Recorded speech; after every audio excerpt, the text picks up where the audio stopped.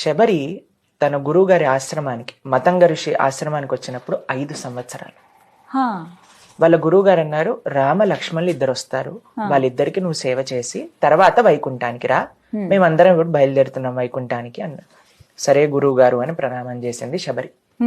ప్రతిరోజు ప్రొద్దున లేవంగానే ఆశ్రమాన్ని క్లీన్ చేసి చక్కగా పేడతో అలికి ముగ్గు వేసి ధూపం పెట్టి రామ లక్ష్మణులు ఇద్దరికి కూడా హారం తయారు చేసి దాని తర్వాత పళ్ళని తీసుకొచ్చి కూర్చునేదన్నమాట. ప్రతిరోజు చేసింది. ఎప్పటి వరకు చేసిందో తెలుసా?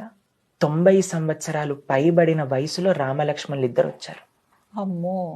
కానీ ఒక్క రోజు కూడా నేను ఇప్పుడు ఆఫ్ తీసుకుంటా, నాకు చేతన అవ్వట్లేదు, ఈ రోజు వస్తా, ఇన్ని రోజులు రాలేదు కదా, రేపు వస్తారో లేదో ఏం తెలుసు, వచ్చినప్పుడు చూసుకుందాం అని అనుకోలేదు.